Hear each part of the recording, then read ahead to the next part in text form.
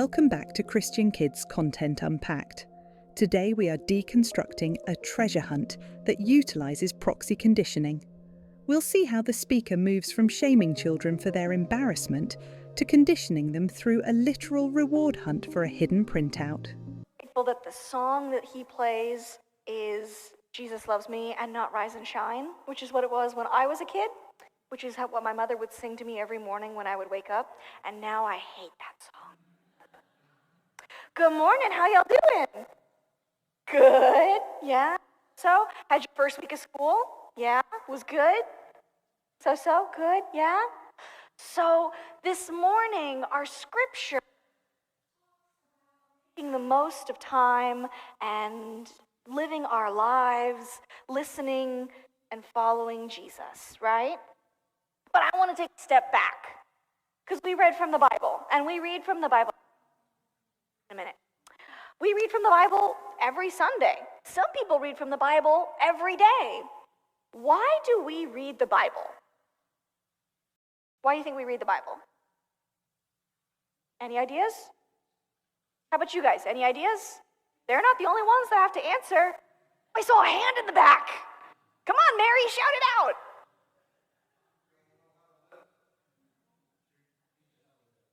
What? Teach us how to live. I love that. We read the Bible to learn about God and Jesus, and that helps us learn how to live our lives and how to love and how to be good to other people. It teaches us how to pray. It teaches us how to spend time with other people, because we're called to follow who? Jesus. Yes, we're called to follow Jesus. And sometimes that is really easy, and sometimes that is really hard. Like when you're sitting up here and I'm asking you questions and you're embarrassed and you have no idea what's going on. The speaker acknowledges the children are embarrassed, but frames it as part of following Jesus. This is embarrassment shaming. By labeling their natural social anxiety as a spiritual hurdle, the speaker invalidates the child's discomfort and makes compliance a sign of religious success. Common sense teaches that forcing children into a spotlight where they feel no idea what's going on is a failure of leadership, not a lesson in faith. This relies on effective bypass. Instead of addressing the child's fear, she uses it as a pivot point to introduce the game, teaching the child that their feelings of unease should be ignored in favor of institutional participation. In developmental psychology, this is forced performance. It creates a power dynamic where the child must perform happiness or interest to avoid the negative label of being embarrassed or confused. This is a problem because it conditions children to ignore their own social boundaries in religious settings. Ask yourself, why must the children be made uncomfortable before the fun can begin? Sometimes following Jesus is hard, but sometimes following Jesus can be fun. And so we're going to do something new here at to kind of make things a little more fun. Do you guys like games? Yeah? You like to play games? Yeah. So, we're going to start playing a game. And here's my question. What is this? Basket. A golden basket. A golden basket. I love how literal you guys are. And what's inside the basket? And Bags with paper in them. Have you guys ever used one of these before? Yeah? And so what do they have inside them? Paper. They have paper inside them and crayons, and these have little like activities and things that we can do. And I'll let you in on a secret. Pass things inside the bags. You never know each Sunday what you might find in here. There might be candy. There might be Bible Scouts, and each week there is now going to be one of these, a little slip of paper. Now, what does that say? Follow me to Pastor Brian.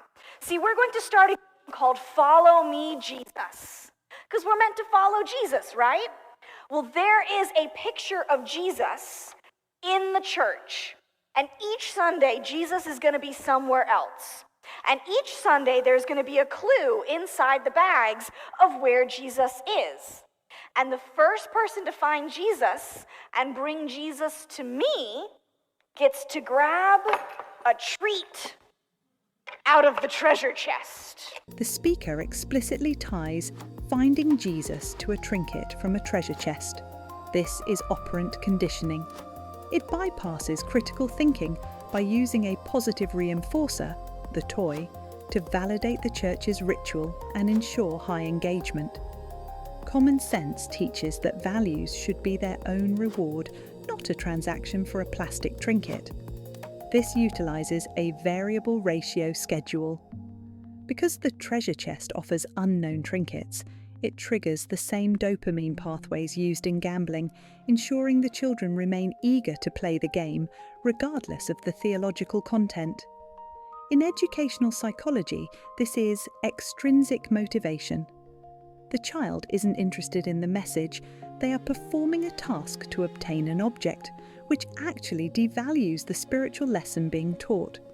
This is a problem because it creates a transactional faith where the divine is only valuable when it delivers a gift. Ask yourself, what happens when the treasure chest is empty? And some weeks it's going to be easy, and some weeks it might be a little hard and you might need to ask for help. Now here's the rules. If you find Jesus before the 9 a.m. service, can you then find Jesus before the 11 a.m. service? Yeah. No, because we want to let someone else have a turn. And if you find Jesus this week first, should we let someone else have a chance to find Jesus first next week? Yes. So those are the two rules. You can't find him first 2 services in a row, and you can't find him first 2 Sundays in a row. But other than that, if you find Jesus first, you bring Jesus to me, you get a trinket. So this says, follow me to Pastor Brian. Where's Pastor Brian? Go find him. Go find Jesus. Somebody needs to come find Someone's Jesus. got to go find Jesus. Get up. Go find Jesus. Go find him. Now, presently. Where's Jesus? The children are told to find Jesus, but the image is hidden within a pastor's folder. This is the frustrated search. By asking children to chase an image they cannot see, the speaker conditions them to follow vague authoritative directions rather than their own observation. This relies on institutional anchoring. By hiding the A4 picture with Pastor Brian, the church ensures the child associates finding Jesus with approaching an authority figure, reinforcing submissive social hierarchies. From a sociological perspective, this is clerical intermediation. The child is taught that Jesus is not something they can find on their own. He is something hidden and guarded by the professionals in the room. This is a problem because it erodes the child's sense of personal agency and discovery. Ask yourself, is the child looking for a belief or just digging through a man's paperwork?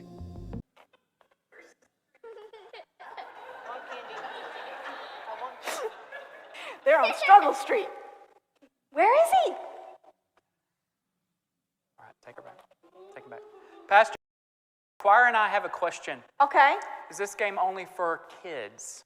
Right now, yes, but it can expand if we need to. Kids. So here's Jesus. This is, good job, you guys. This is Follow Me, Jesus. Sometimes the clues will say a person, sometimes they'll say a place, sometimes they'll give you a hint. And this is what Follow Me, Jesus looks like. Y'all think you can give that a try? Yeah, each week, he's going to be hiding somewhere else. Since you guys all worked together to find Jesus this morning, you all get a trinket from the treasure trove this morning. Because they found the picture together, everyone gets a reward. This is behavioural grooming. It uses collective positive reinforcement to ensure the children feel a social and emotional high associated with the church's demands. Common sense teaches that rewarding a group for a trivial task is a way to manufacture fun, where there is no actual substance. This utilises sanctimony labelling. By framing a scavenger hunt as a spiritual success, the speaker makes the children feel like they have achieved something godly simply by following her game rules. In moral development, this is pre-conventional reasoning. The child identifies right and wrong based solely on whether or not they receive a prize from the authority figure. This is a problem because it prevents the child from developing a self-directed moral compass. Ask yourself, does a plastic toy help a child understand Jesus, or does it just help them like the church? So I want you to grab one of these, and then grab a bag if you want one of the bags, and thank you so much for coming down. There's all kinds of things in there. This message uses proxy conditioning and operant conditioning to replace critical thought with reward seeking.